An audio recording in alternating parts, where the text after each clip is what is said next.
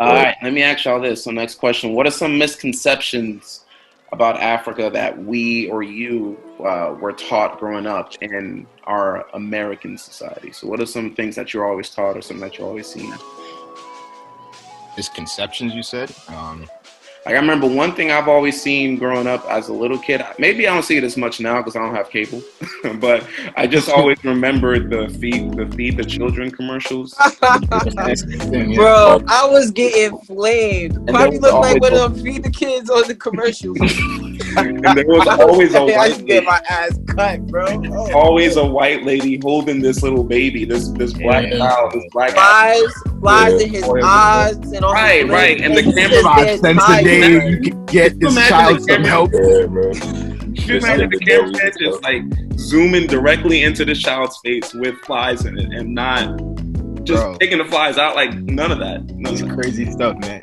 SNL actually did a really good parody of like that like whole like commercial thing. If you ever get a chance to watch it, like SNL did like a parody, like, and they got like, you know, the typical white man walking around like, oh, you can help this person, like do this, and you got Jay Farrow in the back and he's whispering like, yo, ask for more money.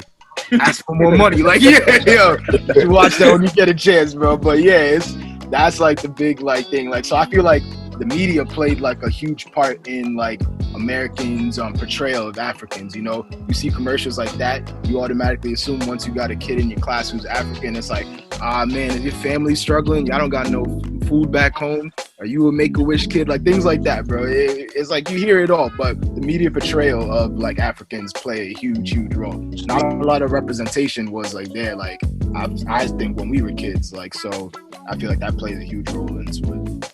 Yeah, I definitely think that, and for me, it's the environment thing. It's the living situation. A lot of people have this misconception that Africans live in huts or just they all live in a village, which, you know, is not necessarily not true. I mean, if you're a Black African, like many of our parents, or you know, they did live in a village. They didn't live in a luxurious home or even a nice apartment, and they're sharing it with, you know, 5, 10, 15 people in like 2, 3 bedrooms, sometimes even one.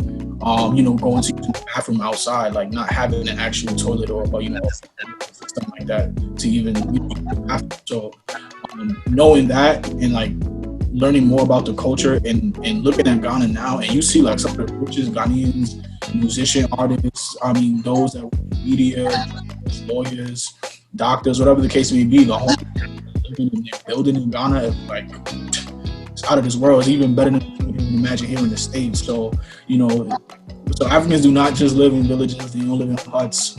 We do have houses, running water, all that stuff.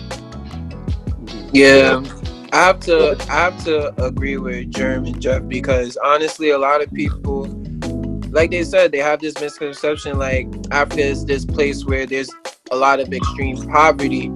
And I think it's just been exaggerated. And I want to highlight the fact that poverty exists everywhere. And they try to make it seem like, you know, poverty is a Black thing, and especially an African thing. So, I mean, I feel like the number one misconception is the fact that a lot of people see African, they think it's poor. But I think in terms of just Africa, we have like a certain lifestyle that we're just comfortable living. So I just think a lot of people need to go to Africa, and not Africa like they have to pick a country. That's another misconception. People think that all Africans are the same. A lot of people don't understand that there's 54 African countries like in the continent, and then on top of that, within the countries themselves, there's hundreds of languages being spoken amongst like 10, 20, 30 tribes.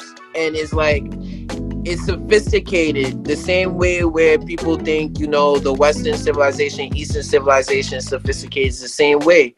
I just think it comes with the ignorance, because a lot of, and I think Jeff and Jerm, they definitely know about this, but a lot of African cultures, they pass down stories through language, and it's like it looks as if we didn't really write our stuff down. I don't think that was a bad thing. I just think that's how we did it. So it's like people kind of overlook Africa and don't see that we've accomplished many great things. Like a lot of people talk about the Great Wall of China, but no one talks about the Great Wall that was in Nigeria. Like a lot of people forgot some of the first universities were in Africa. Like we have to stop with this conception that Africans don't know what they're doing, or like we just started and it's kind of like we don't have a place on this world, and you know, we don't have anything to contribute like as a whole. Yeah, and I was gonna say, it's like the only portrayals of success are like ancient Egypt. Is what, you know, the West sees. It's like you said, Africa is a whole continent. It's not like Egypt was the only place thousands of years ago to experience some success. There were kingdoms all across the entire continent. You know, Timbuktu, you're talking about universities. Timbuktu is a huge cultural exchange, just rich in education, rich in resources and trading. You had kingdoms in South Africa. You had Benin. Like, it's not like everything was just backwards. And I think even, you know, in comparison to today, what we see is a lot of images of poverty, and we don't see cities today. We don't see all the different architecture and stuff where people be surprised, which makes no sense because it'll be, you know, stuff that looks just like cities in European countries or in America. And I think also when we look at traditional, there's any cultural expression, it's viewed as like uncivilized and backwards, and it's not really considered as rich, like culturally rich and meaningful. So I think we just have a very skewed lens, and our perspective is off for sure. Wait, can I add one more? Sure, bro. Yep. I feel like a lot of people think Africans like look like, you know, me, Germ, Jeff, but it's like there's a whole range. Like we're light and dark. A lot of us even have different types of like hair. Like you can really find any type of like phenotype, like physical attribute in Africa. Like, you know, I mean, I'm a typical Ghanaian. Like most Ghanaians will see me and they're like, yeah, he got the almond shaped eyes with the big nostrils and the big lips and the oval shaped head. Like, yeah, people gonna be like, yeah, like you can tell a Ghanaian by their head. Like, you look at this guy, like, yeah, he's a Ghanaian, bro.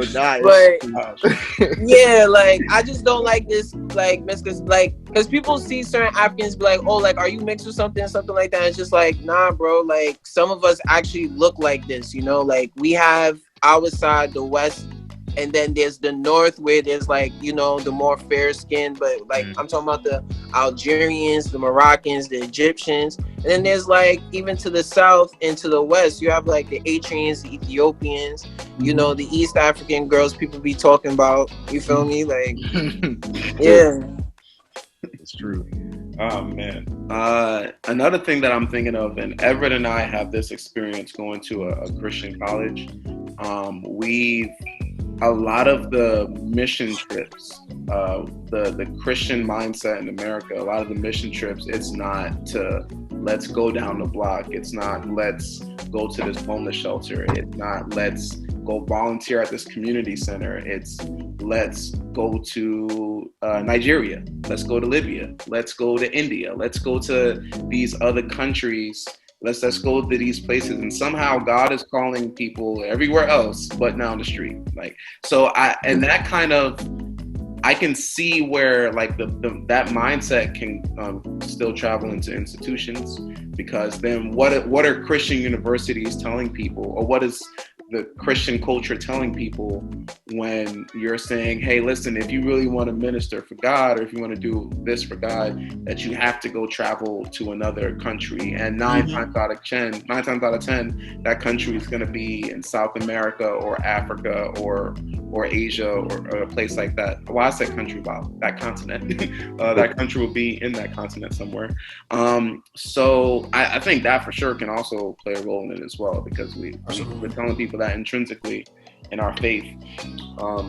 So yeah, appreciate that. All right, we 2 questions in. Cool. Hey, can I piggyback off that? Go ahead, bro.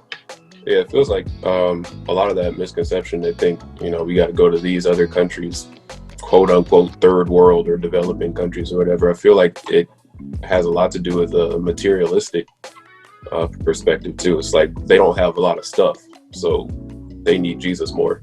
It's like He must be suffering. it's honestly what it seemed like. And I kind of want to pose a question to y'all. Do y'all feel like, I guess, at least Ghanaians, they seem materialistic, or in any sense, do they value the stuff as much? I would say we are, but I don't think that's a priority for us. I feel like most Ghanaians, like, they get money and stuff, they want to buy things for like their families. So it's like they'll buy a house, they'll buy a car for the family, like, you know, they'll buy clothes and stuff like that. Like, I feel like Ghanaians have a very healthy relationship with, you know, wanting to look good, buying some nice things, but then also being like economically sound. Like, I've met Ghanaians who, you know, they don't really spend money on luxury things, but I've met Ghanaians who are on the opposite side. I feel like when it comes to everybody, like, you know, some people just frugal, some people like to like lavish like lifestyle. So I feel like Ghanaians are kind of, you know, most of us are kind of like in the middle, more conservative with our money, but, you know, we're not afraid to flex. You feel me? Like, just go to one of our weddings. You feel me? Like, that's what I was about to say. Yeah, I was about to say the same thing. I was like, yo, I think that it's like more so for Ghanaians, it's like, you know, we want to look presentable. Like, if it's like a big outing, you know, a wedding, a celebration, things like that, it's like nothing wrong with, you know, looking like good, looking the part. You know, you'll see like the aunties out with the fire dresses, that jeweled, all that with the head wraps, everything. You see it all looking really, really good. So it's like more of like we want to just look presentable to, like, you know, those other people around us. Like, you know, I think that's like a big thing. Not like too materialistic, but definitely just wanted to like. Y'all should meet. Y'all haven't yet. I think Kwame met him one time. Y'all should meet Sam. You should meet my friend Sam. That man knows the value of presentation. Definitely depends on the type of Ghanaian you're talking to. My mom have a saying, and she used to say, "I buy cheap things, but I make it look rich." And I've never. That's real. That's a bar. That's really different. Bars. But I think do that. And I think a lot of Ghanaians. And this is the thing that I don't like about our culture.